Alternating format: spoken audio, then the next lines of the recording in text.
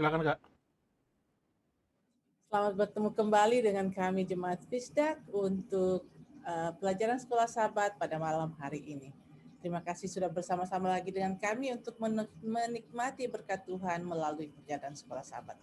Kita akan segera mulaikan acara kita. Mari kita dengarkan lagu yang sudah disiapkan. Kami persilakan.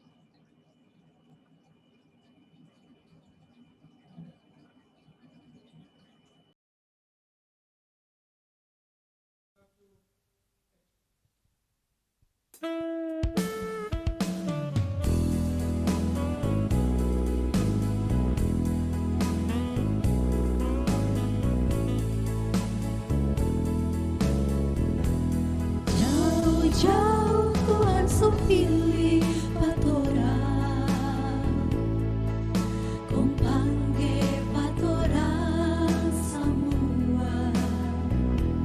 Tuhan mo bikin orang hidup bagi kemuliaan namanya. Kasih Tuhan hidup kudus Tuhan,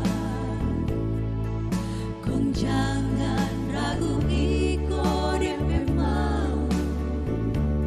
Tuhan mau bikin orang sama dengan dia, hidup kudus tak bercela. Mari jauh orang semua datang berdekat dengan dia. Mari jauh orang semua datang berdekat dengan dia. Dari Yesus orang ada keselamatan, dari Yesus orang ada sukacita, dari Yesus orang ada kedamaian, Yesus beserta selamanya.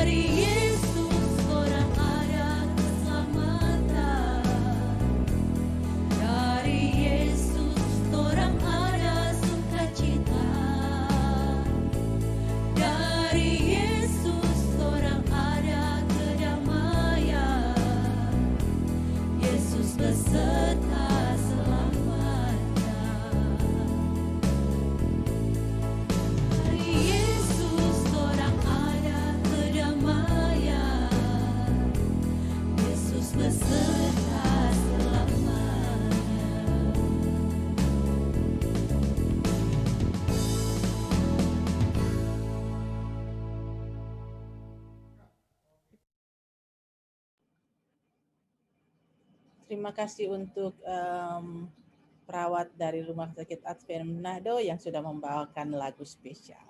Kita akan buka di dalam doa, mari kita semua berdoa. Bapa kami yang ada dalam kerajaan surga, yang kami sembah siang dan malam, kami mengucap syukur kepadamu atas pimpinanmu lagi kepada kami. Kami telah tiba lagi pada saat ini untuk mendengarkan dan membawakan firman-Mu melalui pelajaran sekolah sahabat.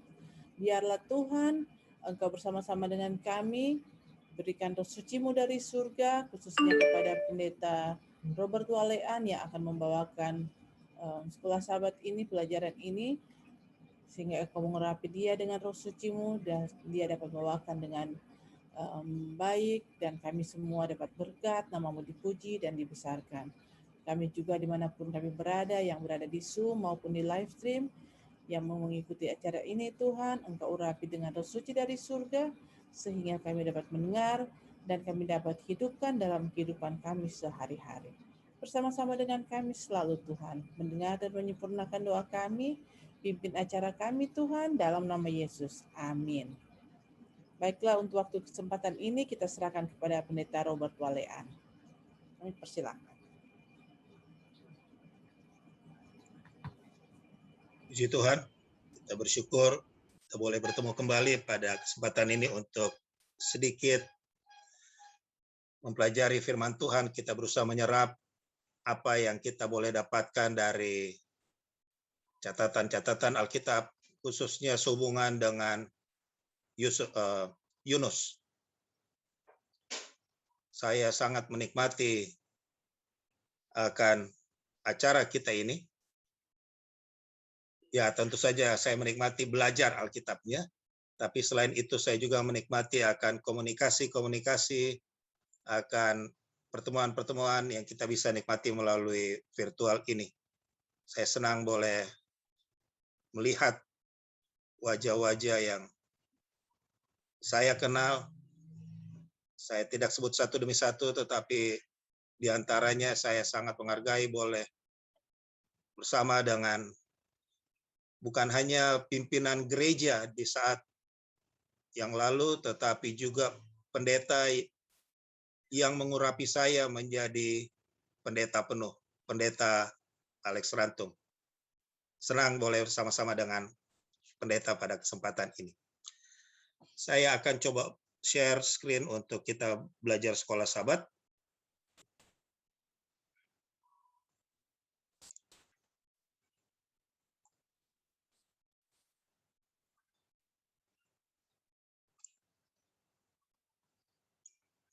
Baik, kemarin kita sudah mulai, lebih tepat lagi sebenarnya dari awal minggu ini, dimulaikan oleh Pendeta Tulus Nainggolan, dan kemarin kita juga sudah melanjutkannya. Dan sekarang ini kita bicara pada satu judul kecil mengenai misi selesai. Tentu saja ini misi dari Yunus, tugas dari Yunus, yang judul besarnya dalam minggu ini adalah Nabi yang Gelisah. Dan kemarin kita sudah melihat bagaimana Yunus membiarkan dirinya dikuasai oleh kegelisahan. Ini sesuatu yang fatal. Sampai hal ini mengakibatkan kemudian dia mengambil arah yang berlawanan dengan Allah. Kita akan lanjutkan pada pelajaran hari ini.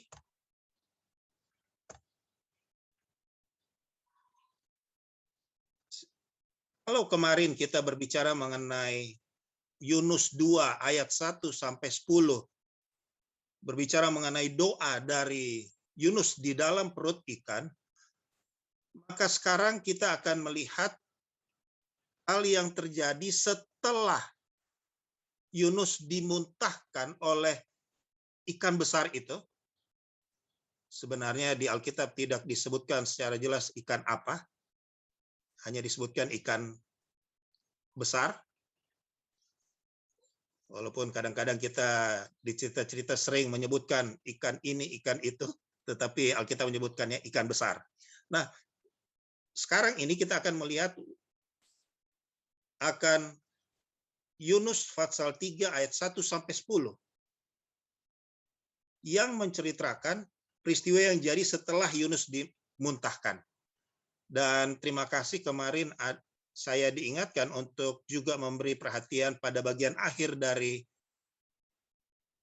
pasal ini, yaitu di ayat 10, di mana mengenai Tuhan menyesal. Sebentar kita akan tiba di sana. Kita mulai dengan ayat 1 dari Yunus pasal 3 ini. Sekali lagi, setelah dia mengalami peristiwa masalah di atas kapal, setelah dia mengalami peristiwa di dalam perut ikan, setelah dia mengalami dimuntahkan di pantai, sekarang dalam pasal 3 dikatakan, datanglah firman Tuhan kepada Yunus untuk kedua kalinya. Ada ditulis ini, untuk kedua kalinya. Ya, kita tahu bersama bahwa kali pertama sudah pernah waktu lalu, waktu dia masih di Israel. Pada waktu dia masih di Israel, kali pertama, sekarang kali kedua. Kali pertama dan kali kedua ini, misinya, isinya adalah sama, penugasan. Penugasan kemana? Sama, penugasan kepada kota Nineve. Tapi kita sebelum kita lanjut terus, kita boleh mendapatkan suatu hal yang penting di sini. Perintah kedua ini, penugasan kedua ini yang diberikan kepada Yunus adalah sesuatu, penugasan Tuhan yang diberikan kepada Yunus adalah sesuatu yang diberikan Tuhan kepada orang yang sudah pernah membelakangi Tuhan. Kepada orang yang sudah pernah justru menolak tugas yang diberikan.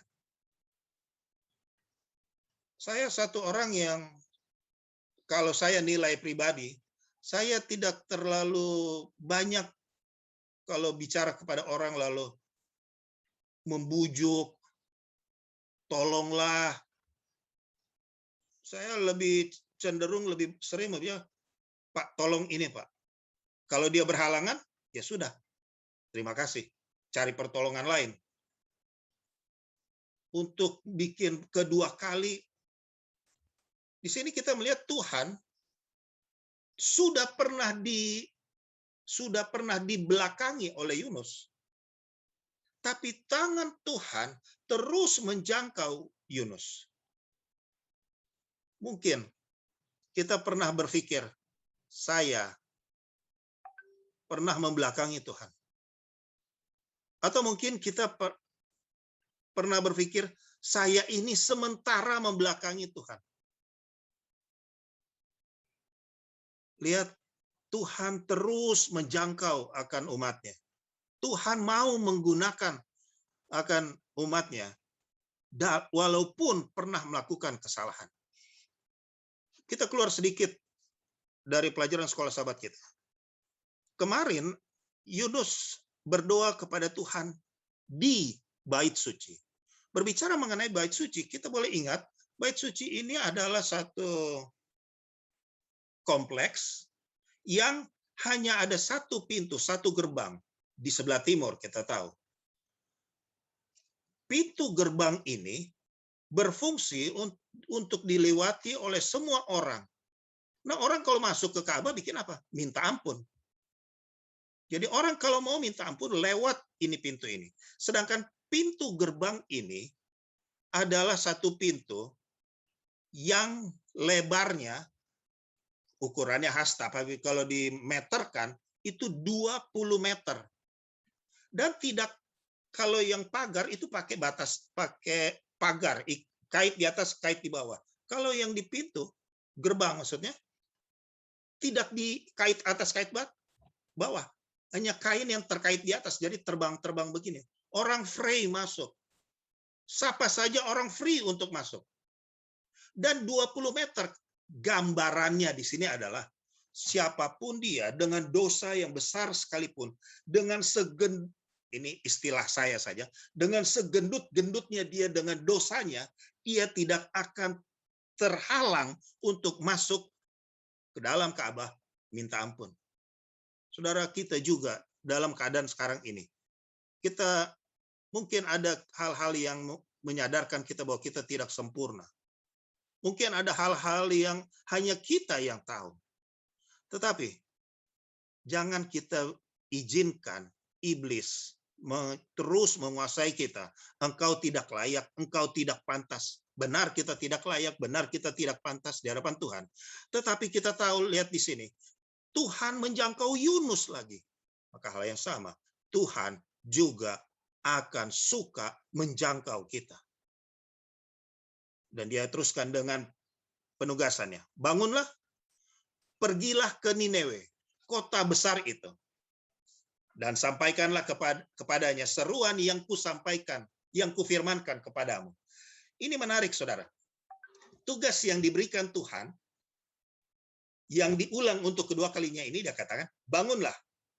Karena dia baru saja dimuntahkan dari mulut ikan, kan? Jadi bangunlah, pergilah ke Nineve, kota yang besar itu. Kemarin kita ada singgung bahwa kota Nineve adalah kota yang besar.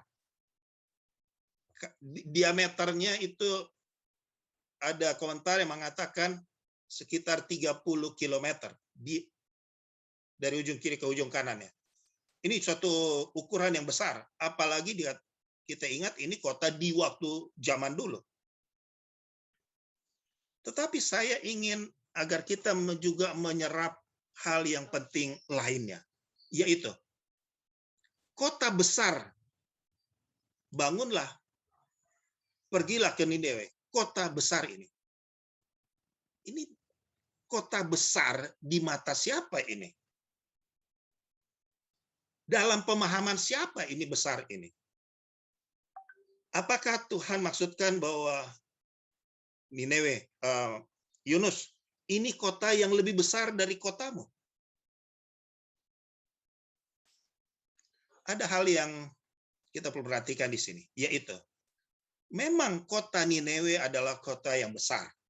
Tetapi dalam ayat 2 ini bukan hanya berbicara mengenai ukuran kota itu, tetapi ini berbicara mengenai hal yang lain.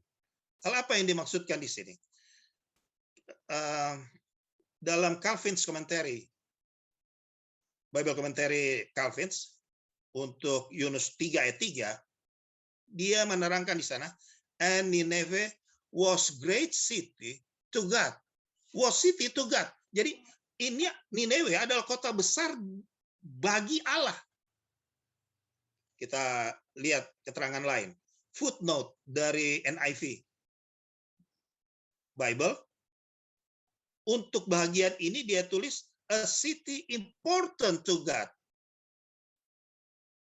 Besar itu datang di atas Calvin's Commentary kasih keterangan great city to God. Lalu footnote untuk NIV, a city important to God, suatu kota yang penting bagi Allah. Artinya di sini Tuhan mau menunjukkan kepada Yunus, kamu pergi ke Nineve. Yang mana kota Nineve itu adalah kota yang besar bagi saya. Kota Nineve adalah penting bagi saya, Allah. Luar biasa di sini. Sebenarnya ukuran 30 km dari sisi kiri ke sisi kanan dari Nineve ini, secara ukuran bukanlah kota besar di mata Allah. Allah biasa melihat akan alam semesta yang jauh lebih besar. Tetapi Allah sengaja menyampaikan bahwa pergi ke Nineve, kota yang besar itu. Dalam arti dia mau menyatakan kepada Yunus, ini kota ini penting bagi saya. Saudara, kita ini dalam 1-2 hal tertentu mungkin tidak beda jauh dengan penduduk Nineve. Kita juga orang berdosa. Kita juga punya banyak kelemahan. Kita juga punya banyak kesalahan. Tapi pada orang di Nineve itu, Tuhan menganggap mereka penting di mata Tuhan. Maka hal yang sama, di mata Tuhan, di hati Tuhan, kita yang sebenarnya tidak layak ini juga penting di mata Allah. Bukankah kita melihat di sini kasih Allah? Luar biasa kasih Allah. Ayat 3. Perintah Tuhan itu direspons oleh Yunus. Dalam ayat 3, bersiaplah Yunus, lalu pergi ke Nineve. Sesuai dengan firman Allah. Tidak seperti penugasan pertama. Penugasan pertama, dia berkreasi. Dia kreatif ini, dia ini. Disuruh pergi ke Nineve, dia kreatif, dia rubah. Oh, saya pergi. Tapi bukan ke Nineve, saya pergi ke tempat yang lain. Dan 180 derajat arahnya berlawanan.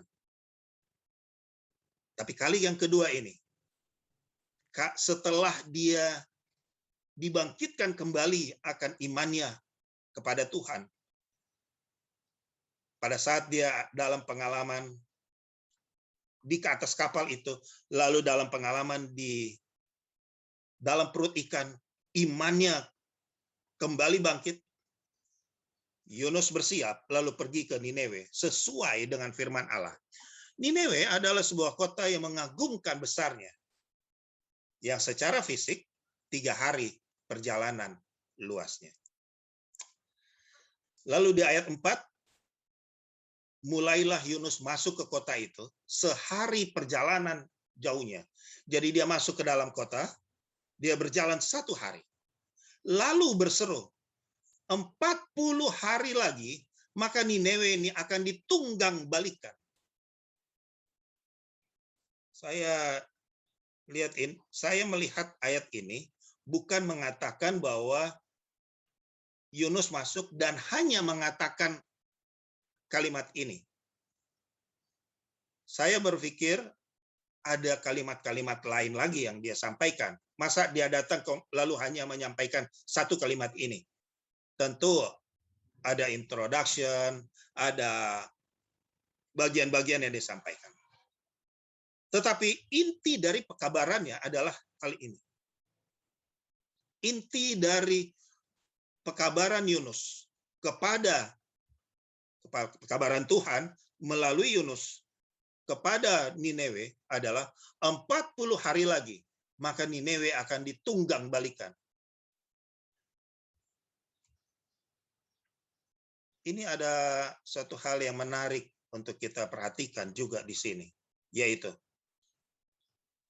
tadi saya katakan tentu masih ada kalimat-kalimat lain.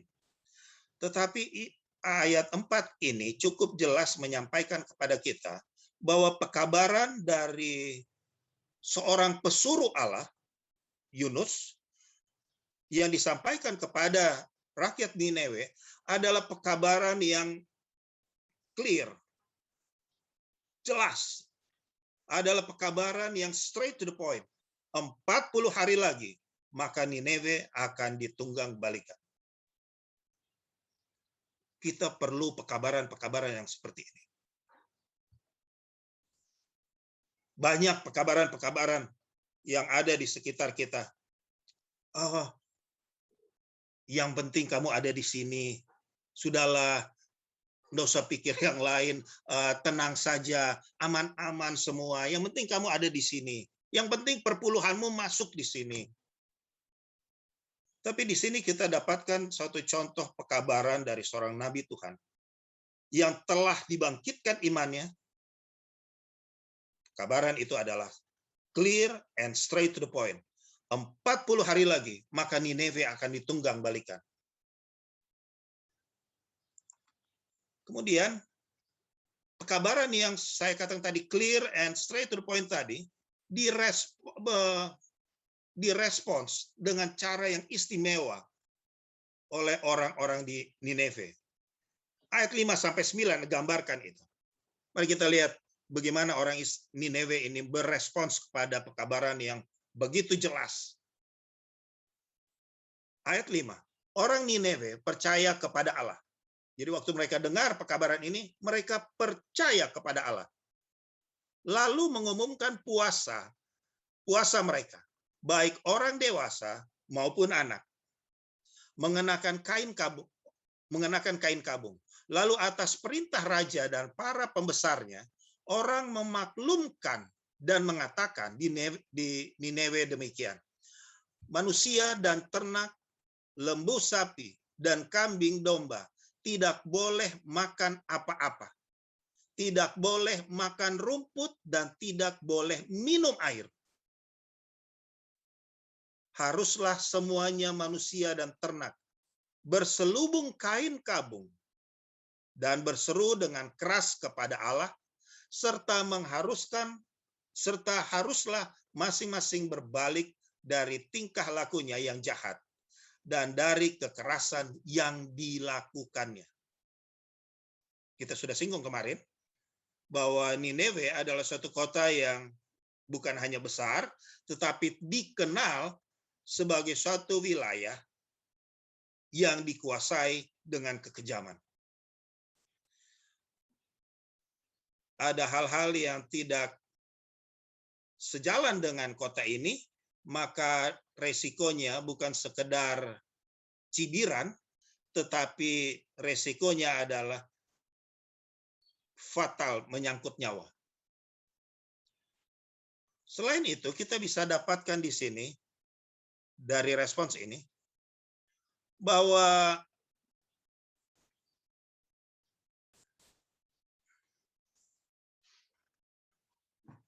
apa yang dianggap oleh Yunus tadinya, oh Tuhan akan biarkan saya kalau ke sana. Ternyata tidak. Dia pergi ke sana dan Tuhan bersama dengan dia. Akibatnya ini, orang Nineve percaya. Ini kan suatu hal yang sebenarnya susah dimengerti dengan nalar. Orang yang hidup di dalam wilayah yang dikenal kejam, orang yang tidak menyembah Tuhan dan kejam, tapi waktu diinjili, ternyata faktanya adalah mereka percaya kepada Allah. Bisa saja ini kata percaya kepada Allah bukanlah berbicara kepada semua orang Nineve secara pribadi-pribadi. Mungkin ada yang menolak juga. Ada yang menolak juga. Tetapi secara kolektif, orang di kota ini percaya kepada Allah. Karena pekabaran dari Nineve. Pekabaran dari Yunus maksud saya. Jadi, hal yang tidak masuk akal, tetapi pada saat itu dijalankan seturut dengan rencana Tuhan, Tuhan dampingi. Pada saat Tuhan dampingi, terjadilah hal yang tidak masuk akal. Nineve percaya kepada Allah. Setelah sampai kabar itu kepada raja kota Nineve, turunlah ia dari singgasananya, ditanggalkannya jubahnya, diselubungkannya kain kabung, lalu duduklah ia di abu. Ini bukan hanya menyangkut orang-orang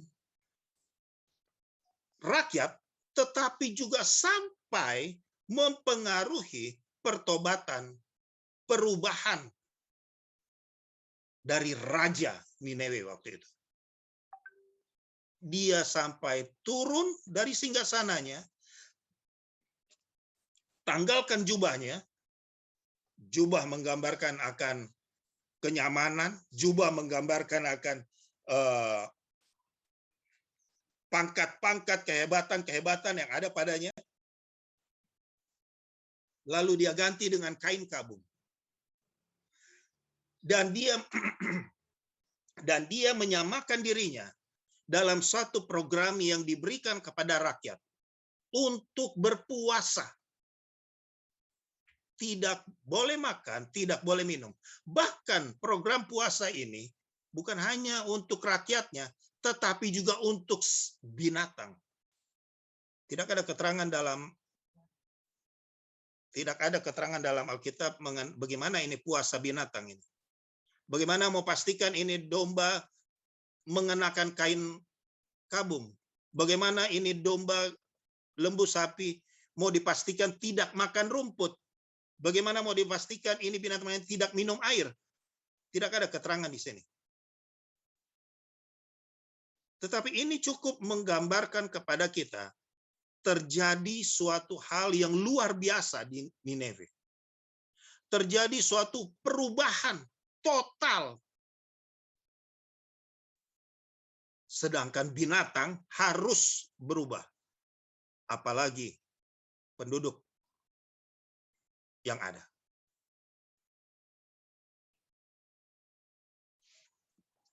Ini adalah satu hal yang tidak pernah terpikirkan dalam pikiran Yunus sejak ia masih di Israel, sejak ia ada di atas kapal. Dan juga saya pikir dia tidak pikirkan ini, walaupun dia sudah dibangkitkan imannya waktu dia ada di dalam perut ikan. Tapi ini yang jadi. Mereka bertobat. Orang ini berubah semuanya. Bukan hanya mereka tunjukkan penyesalan dengan pakai kain kabung, bukan hanya dengan mereka tunjukkan penyesalan dengan mereka duduk di abu, tetapi juga kita lihat di sini hal yang lain, yaitu masing-masing di ayat 8, masing-masing berbalik dari tingkah lakunya yang jahat. Berbalik. Apa yang kita lihat di sini? Berbalik. Tadinya seperti ini, sekarang berbalik. Bukan sekedar berbelok sedikit. Bukan sekedar merubah arah sedikit. Tetapi ayat 8 menunjukkan perubahan yang jadi di sana berbalik. Artinya memang membelakangi. Bukankah ini yang kita pahami sekarang dengan istilah lain, bertobat? Pertobatan adalah sesuatu yang bukan hanya sekedar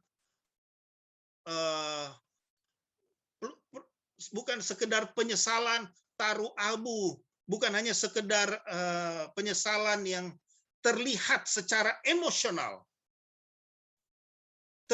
Ini saya pikir ini yang lebih tepat. Penyesalan pertobatan bukan hanya penyesalan yang terlihat secara emosional. Itu penting. Tidak ada yang perlu dikurangi dari itu. Tetapi juga itu terlihat pada perubahan hidup. Yang tadinya kejam menjadi tidak kejam. Yang tadinya A menjadi B. Memang pertobatan. Banyak di sekitar kita mengatakan yang penting percaya saja. Yang penting percaya Yesus, kita akan diselamatkan. Yunus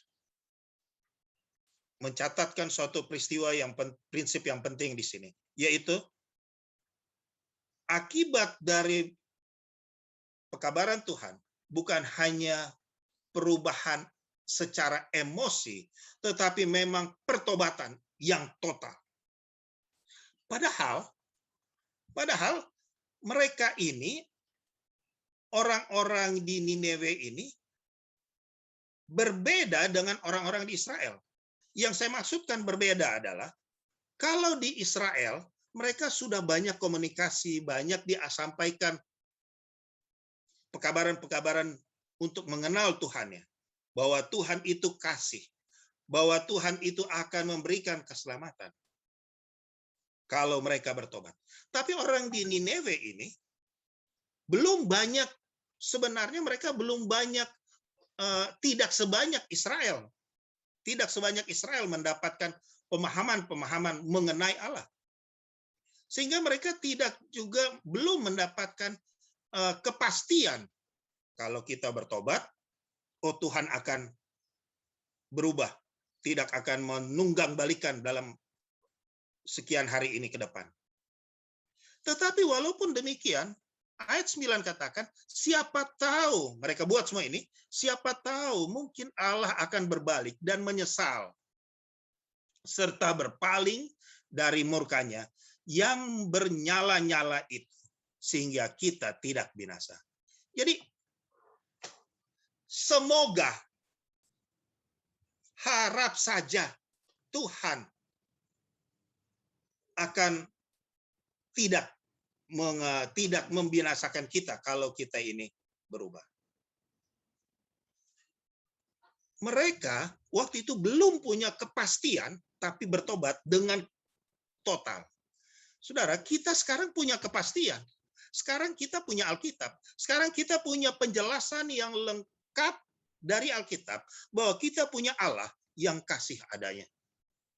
Kita punya Allah yang ingin agar kita bertobat. Dan kita punya Allah yang mengindahkan pertobatan kita. Tentu, seharusnya kita juga adalah orang yang menghidupkan akan pertobatan yang total. Kalau tidak lebih hebat, paling tidak sama seperti orang Nineve tadi. Kemudian,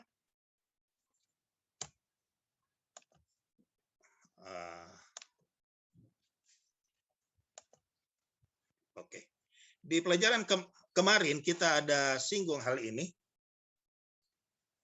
bahwa Yunus dipenuhi dengan kecemasan. Dia biarkan dirinya dikuasai oleh kecemasan. Karena kecemasannya ini, dia tidak memiliki ketenangan. Pada saat dia tidak memiliki ketenangan, maka dia mengambil keputusan meninggalkan akan Allah. Dia pergi ke arah yang benar. Kenapa? Karena dia takut resikonya. Kita sudah lihat resiko yang ada. Tapi sekarang kita melihat kecemasan Yunus tidak terbukti. Ada banyak kecemasan-kecemasan yang kita lihat sekarang ini, yang sebenarnya itu tidak ada. Ada banyak kecemasan-kecemasan, anxiety, ketidaktenangan. Ya, kita bisa berikan alasan ini karena kita menghadapi ini, karena yang masuk akal, yang logik, sama seperti Yunus. Yunus bisa juga berikan alasan-alasan yang logik, masih lebih indah kreativitas saya pergi ke tempat yang lain daripada ke Nineve. Tapi pada kesempatan ini, kita diingatkan, tidak semua kecemasan yang kita pikirkan itu adalah sesuatu yang real. Karena sebenarnya Tuhan ada bersama dengan kita. Dan ini jadi contoh kepada kita. Kecemasan Yunus tidak terbukti. Karena perintah untuk menuju Nineve adalah perintah yang datang dari Allah. Yunus dalam tulisan Nyonya White Alpha Omega, jilid 3 halaman 218 dituliskan, Yunus telah diberi kepercayaan untuk memikul tanggung jawab yang berat. Namun, ia yang menyuruh pergi itu sanggup menolong hambanya dan mengaruniakan sukses kepadanya. Dan itu terbukti. Dan itu kita saksikan. Allah yang menyuruh Yunus, Allah yang memberikan Yunus tugas yang berat, tapi Allah juga yang mendampingi Yunus. Dan Allah yang menolong Yunus, hambanya itu. Dan mengaruniakan Yunus sukses kepadanya. Di dalam bagian akhir dari Fatsal ini, ayat 10 dari Yunus Fatsal 3, ada dituliskan seperti ini. Tadi respons dari orang-orang Nineve. Setelah respons dari orang Nineve terhadap pekabaran Yunus, sekarang respons dari Tuhan. Respons dari Allah. Ketika Allah melihat perbuatan mereka itu, yakni bagaimana mereka berbalik dari tingkah lakunya yang jahat, maka menyesallah Allah. Karena malapetaka yang dirancangkannya terhadap mereka kepada mereka, dan ia pun tidak jadi melakukannya. Mohon maaf, ada salah tulis huruf I itu. Harusnya tidak ada I, jadi langsung dan ia pun tidak jadi melakukannya. Allah tidak melaksanakan akan ancamannya, akan menunggang balikan kota ini, akan menghancurkan kota Nineve ini. Kenapa? Kenapa Tuhan berubah di sini? Karena Dia sudah melihat mereka juga berubah. Kadang kita mendengar istilah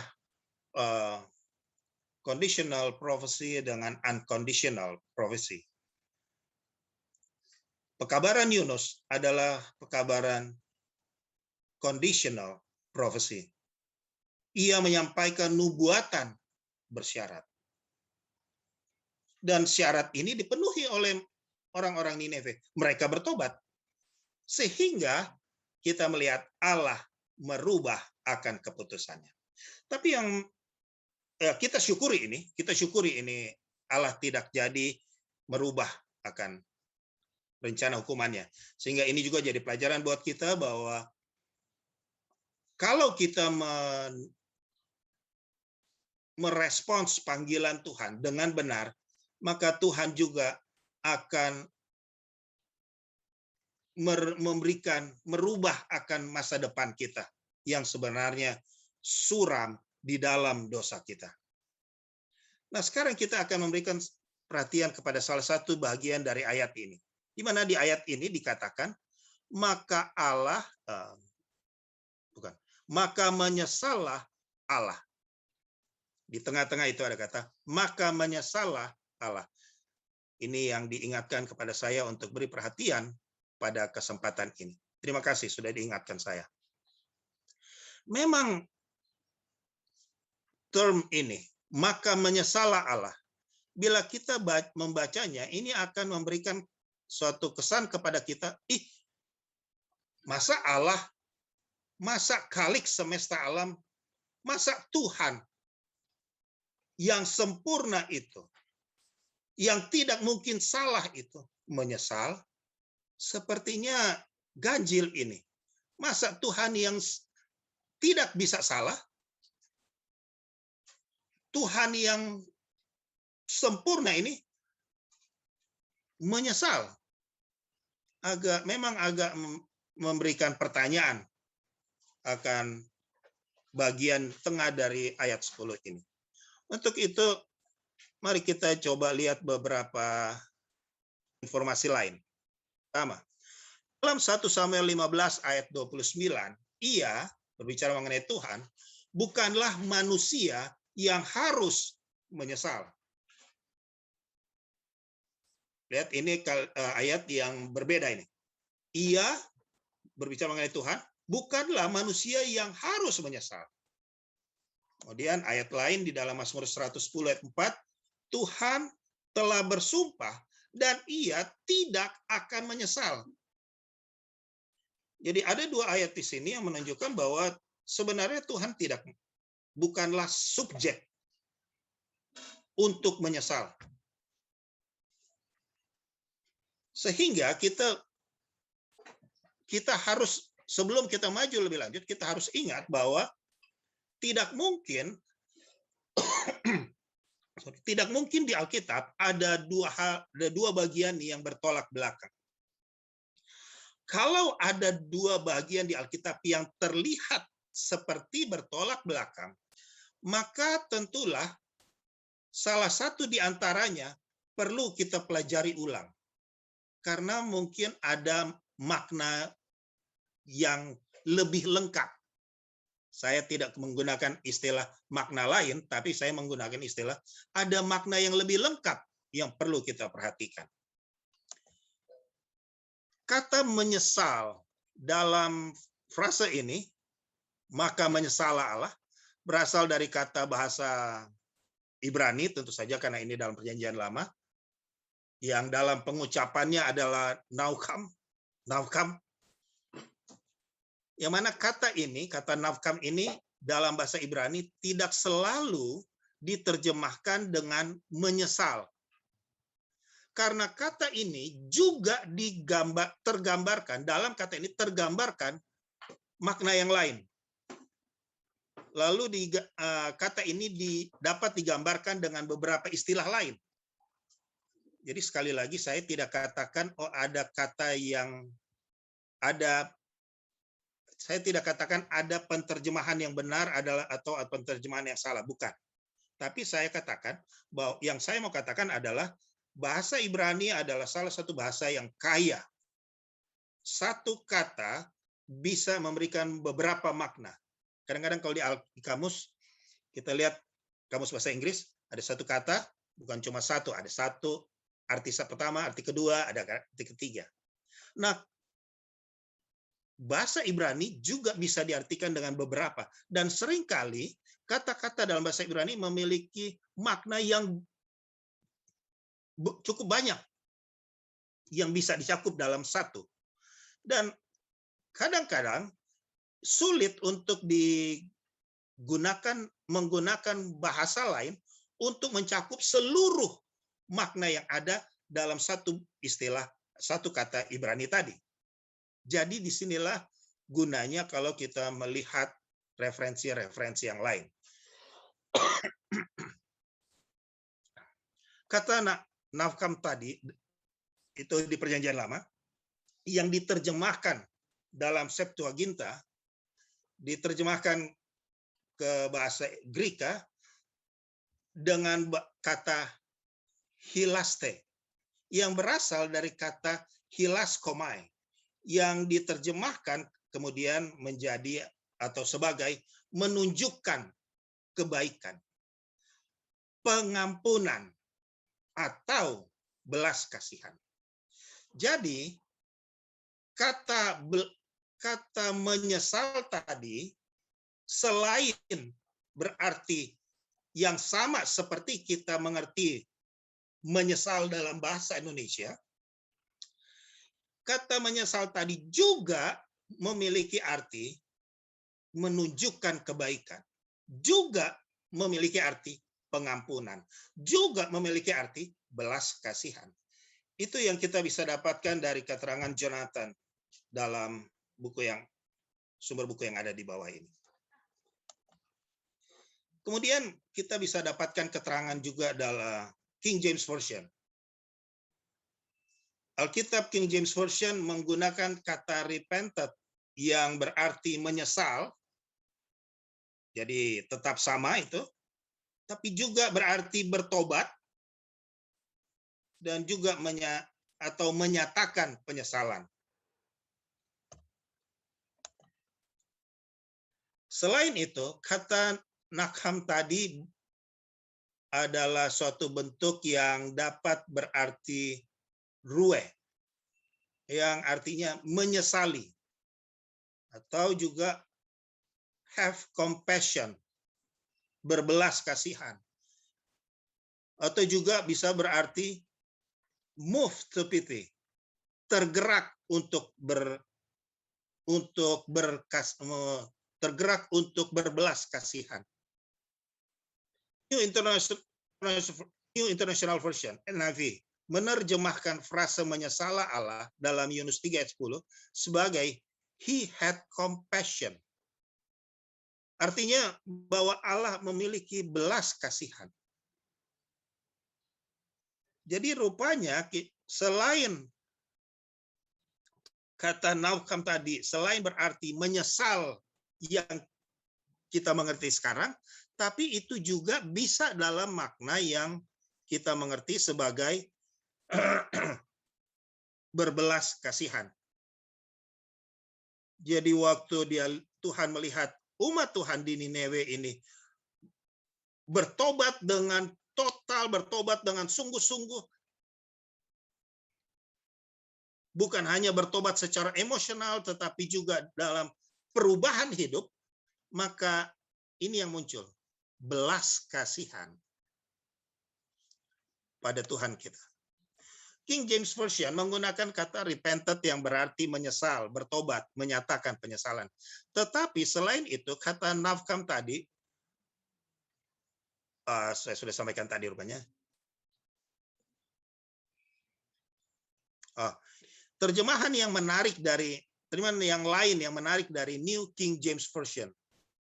New King James Version menggunakan kata relented atau mengalah. Dalam terjemahan kata kerja ini dari kata relent juga bermakna menjadi lembut.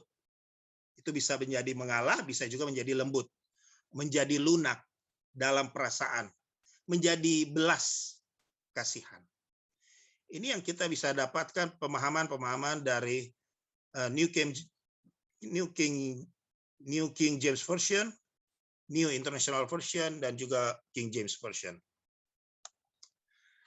Terjemahan firman Allah yang kalau tadi bahasa Inggris, sekarang kalau kita lihat di Alkitab Bahasa Indonesia, ada terjemahan selain terjemahan Lai, ada juga terjemahan firman Allah yang hidup, menerjemahkannya dengan kata tidak jadi melaksanakan rencananya.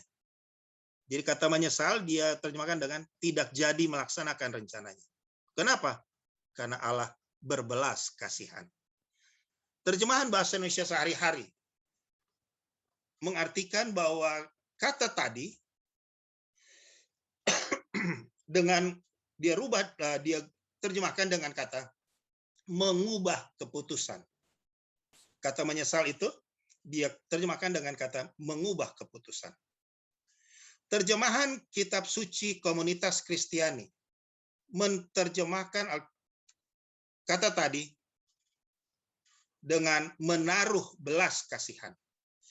Dengan demikian dapat disimpulkan bahwa kata menyesal dari kata nafkam tadi berdasarkan beberapa terjemahan Alkitab dan juga dari bahasa Ibrani adalah menyesal, berbelas kasihan, tergerak karena belas kasihan,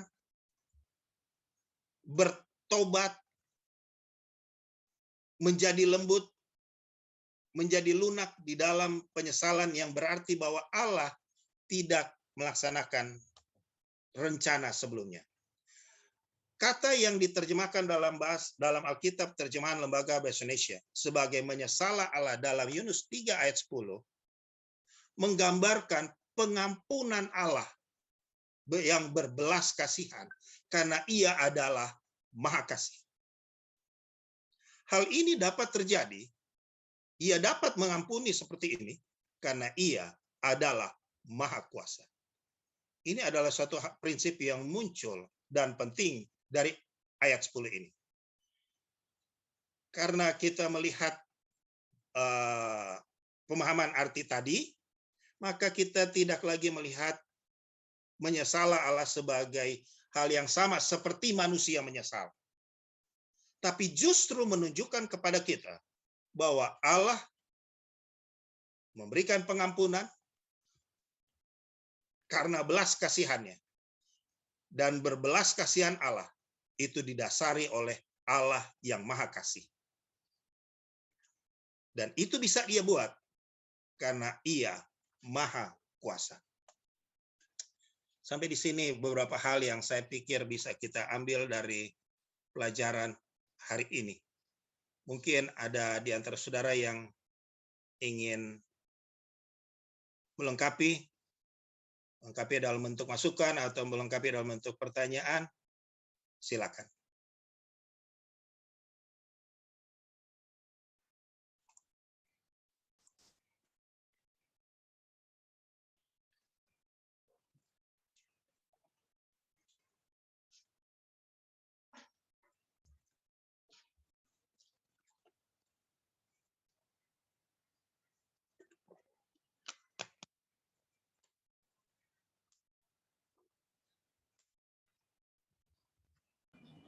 Ada tambahan atau pertanyaan, Dek? Bila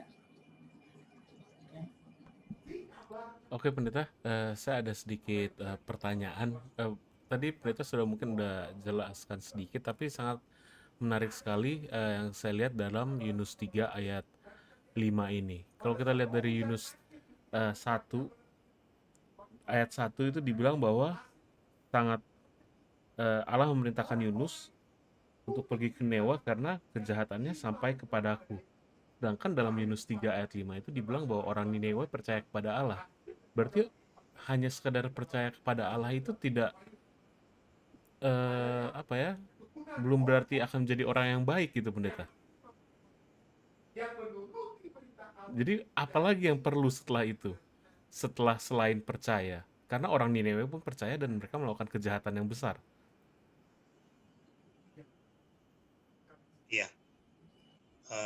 Terima kasih untuk penyampaian tadi. Kita diingatkan bahwa orang Ninewe adalah orang yang awalnya tidak percaya kepada Tuhan. Tetapi ada ayat yang mengatakan di ayat 5, orang Ninewe percaya kepada Allah. Tetapi itu dua hal yang terjadi dalam waktu berbeda. Awalnya mereka tidak percaya kepada Tuhan. Pada saat mereka diinjili oleh Yunus, karena di ayat 4 Yunus sudah masuk ke kota Ninewe. Lalu ayat 5, baru di ayat 5 dikatakan orang Ninewe percaya. Sekarang berbicara mengenai orang Ninewe percaya. Ini adalah sesuatu yang berharga, yang positif, yang ada pada orang Ninewe setelah diinjili. Setelah mereka menerima firman Tuhan. Mereka percaya. Tetapi dengan jelas pula dalam Fatsal 3 ini, bukan hanya dikatakan dalam ayat 5 orang Ninewe percaya, tetapi di ayat 8 juga dikatakan di sana, serta haruslah masing-masing berbalik. Ini berbalik tadi, pertobatan. Jadi ayat 5 berbicara mengenai percaya. Sekali lagi ini setelah diinjil ya. Ayat 5 berkata bahwa orang Ninewe ini percaya. Ayat 8 berbicara mengenai pertobatan. Benar yang Saudara Siregar ingatkan kita tadi. Alkitab bukan hanya mengangkat konsep pertobatan dari orang Ninewe, tapi Alkitab juga mengangkat konsep pertobatan. Tidak cukup hanya benar, Saudara katakan, tidak cukup hanya percaya. Itu juga harus berdampingan dengan pertobatan. Percaya dan pertobatan. Dalam arti pertobatan memang perubahan gaya hidup, perubahan kelakuan. Sehingga benarlah yang Saudara katakan tadi, tidak cukup hanya percaya. Tapi justru dari pengalaman ini, kita dapati dua hal ini berjalan bersamaan. Percaya dan juga bertobat. Kira-kira seperti itu, kawan.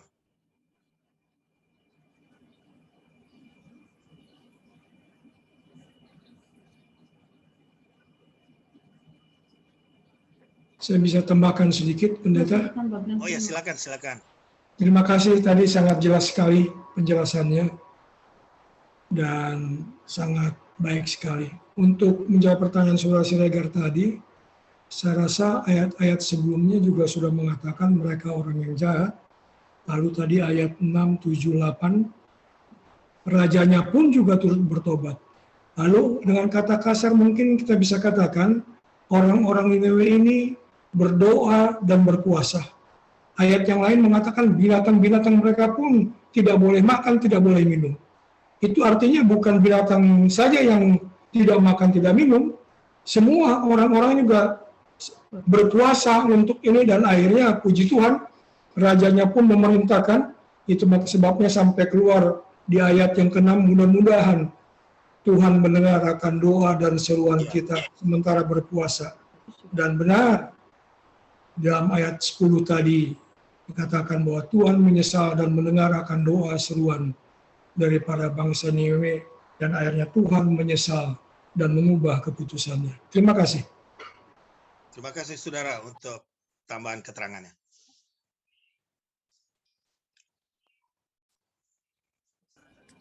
Mungkin masih ada lagi yang mau bertanya atau tambahan. Oh, Simatupang, persilakan. Ini satu lagi pertanyaan pendeta. Setelah bangsa Nineveh itu bertobat dan Tuhan tidak laksanakan akan keputusan sebelumnya, sementara bangsa Nineveh bertobat, apakah Yunus juga turut bertobat? Kelihatannya dia memang kesal, dia dari sejak semula lebih bagus dia mati daripada dia. Ada yang terpotong. Boleh diulang sekali lagi? Maksud saya setelah semua bangsa Nineveh bertobat dan Tuhan tidak melaksanakan akan keputusan semulanya, lalu apakah juga Yunus ikut bertobat dan menyesal? Karena kelihatannya dari ayat-ayat sebelumnya atau ayat berikutnya pun kelihatannya Yunus masih mau saja mati daripada melihat mereka bertobat. Bagaimana ini? Terima kasih. Kembali kita dari pertanyaan saudara tadi, menghubungkan kita kepada pelajaran sekolah sahabat kita besok. Karena pelajaran sekolah sahabat kita besok akan berbicara mengenai respons dari tadi kita lihat satu respons, dibalas respons lagi, respons berbalas-balasan. Besok kita akan melihat respons dari Yunus terhadap penyesalan Tuhan ini. Jadi sekarang kita melihat Tuhan menyesal dalam pemahaman yang seperti tadi, dan besok kita akan melihat kalau dalam pikiran saya, kalau saya jadi Yunus, buat KKR, lalu waktu di penghujung KKR banyak baptisan, waduh saya senang sekali. Saya senang sekali itu. Saya senang melihat hal itu. Tapi kita tahu peristiwanya kan tidak sama persis seperti ini. Waktu Yunus selesai melaksanakan tugas yang diberikan Tuhan, yang tugas kedua ini, responsnya bagus. Yunus punya respons balik seperti aneh ini. Aneh ini udah. Tapi kita bersabar, kita lihat ini besok, kita jadikan PR dulu ini untuk besok ini. Boleh Pak ya, kita jadikan besok ini. Terima kasih Bapak sudah memberikan jembatan kepada kita untuk besok ini, jadi jembatan untuk besok.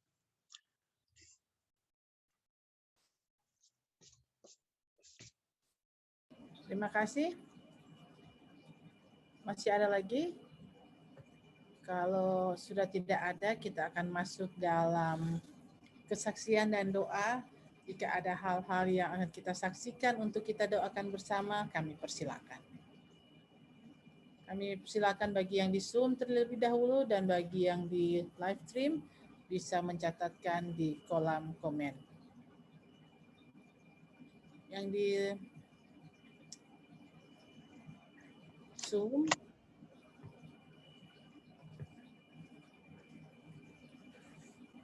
untuk Pendeta Walean mungkin saya sudah ketik di chat, jadi Pendeta boleh lihat di situ.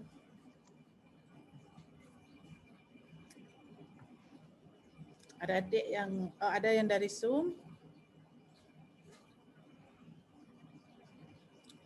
Yang dari live stream, Dek? Seperti biasa. Ya sudah tidak ada tambahan Kak, udah yang sama yang kayak seperti yang sudah kita chat.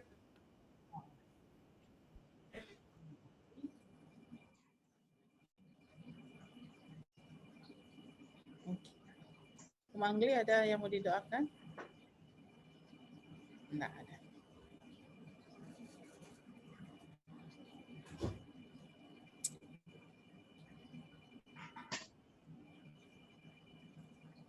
Jadi sambil kita menunggu pendeta akan mencatat, yang kita akan doakan bersama-sama yaitu dari Tante Erna Kawan yang mendoakan adiknya Joni Kawan yang sudah berangsur-angsur membaik, dan silent request dari keluarga Evi Angelo dan keluarga Lalaki Senior, dan dari Tante Marta Lam Kandewangko, tolong doakan suaminya dan anak-anaknya agar bisa seiman, dan tolong juga kita tetap doakan Ronald Walean untuk kesembuhannya, pemulihannya dari sakitnya, dan kita tetap doakan juga Kak Jane Rondonu.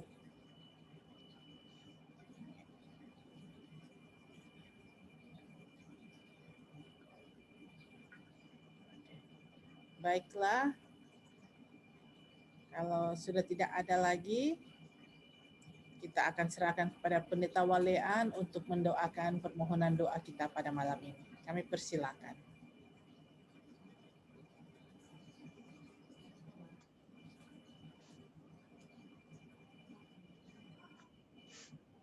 Baik, mari kita berdoa bersama-sama, saudara-saudara.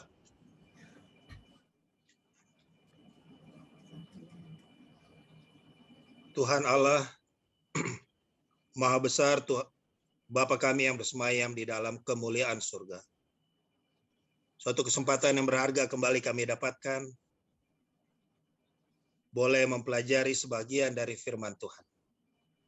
Oh Bapa, baru saja kami mempelajari beberapa prinsip-prinsip Alkitab yang bukan hanya baik untuk kami pahami, tetapi perlu untuk kami hidupkan dalam kehidupan kami sehari-hari. Tolonglah kami ya Bapa, agar apa yang kami sudah pelajari ini, boleh Tuhan sanggupkan kami untuk kami hidupkan dalam kehidupan keseharian kami. Sehingga bukan hanya kami boleh mengalami perubahan hidup, tetapi juga kami boleh jadi berkat bagi orang lain. Sehingga lebih banyak lagi yang akan berbalik, lebih banyak lagi yang akan percaya kepadamu. Bapa, hamba berdoa untuk setiap usaha penggembalaan dan penginjilan yang dikerjakan oleh jemaat Fisdak ini. Kiranya terus Tuhan tuntun semua yang sementara direncanakan, semua yang sedang dilaksanakan, agar berjalan dengan baik, dan di atas semuanya itu, nama Tuhan yang ditinggikan. Tuntunlah ya Bapa, berikan keberanian, berikan kebijaksanaan kepada ketua-ketua jemaat yang dengan bersungguh-sungguh menopang pelayanan pendeta Stephen Rantung di jemaat ini. Biarlah Tuhan juga menolong semua pelayan-pelayan jemaat yang memberikan waktu mereka, memberikan akan perhatian mereka untuk melayani anggota jemaat. Berikan kepuasan kepada mereka ya Tuhan. Berikan akan kepenuhan kepada mereka, kecukupan kepada mereka. Karena mereka juga memberi waktu mereka untuk menjadi berkat bagi anggota jemaat. Sementara mereka juga sibuk untuk mencari nafkah untuk keperluan mereka masing-masing. Oh Bapa dalam kerajaan surga, hamba tidak tahu mengenai pekerjaan mereka satu demi satu. Tetapi ya Tuhan, Engkau adalah Allah yang bersama dengan mereka. Engkau tahu akan pekerjaan mereka satu demi satu. Setiap usaha mereka. Berkatilah itu. Usaha-usaha mereka Tuhan bukakan jalan. Agar mereka bukan hanya tercukupi, tapi mereka juga boleh dengan leluasa mengucap syukur. Dengan leluasa mereka boleh juga mengakui bahwa Tuhan adalah sumber berkat mereka. Ya Bapa di surga, hamba mendengar tadi ada beberapa permintaan untuk didoakan. Karena ada anggota keluarga mereka yang sakit. Di antaranya permintaan dari Ibu Erna Kaawan yang memintakan penyempurnaan kesehatan bagi kakaknya Joni Kaawan. Walaupun mereka sudah melihat akan kebaikan Tuhan dalam penyempurnaan kesehatan ini, tapi mereka masih membutuhkan lebih lagi sempurna kesehatan saudara mereka ini. Tolong Bapak, gunakanlah semua usaha keluarga untuk menjadi alat Tuhan untuk menyembuhkan dia, untuk menguatkan dia, dan juga untuk memberikan kehidupan baru, kehidupan yang lebih dekat lagi kepada Tuhan. Jadikan proses-proses kesembuhan yang sementara berjalan ini sebagai cara Tuhan untuk membuat ia lebih yakin kepadamu. Hal yang sama ya Bapak, untuk Saudara Ronald Walean dalam pergumulan kesehatannya sekarang ini. Ia merasakan bahwa Tuhan tidak pernah tinggalkan dia. Ia tetap yakin bahwa dalam pergumulan kesehatannya ini, Tuhan ada bersama dengan dia, menolong dia. Dan dia terus berharap kuasa Tuhan ini akan membawa dia kepada kesembuhan.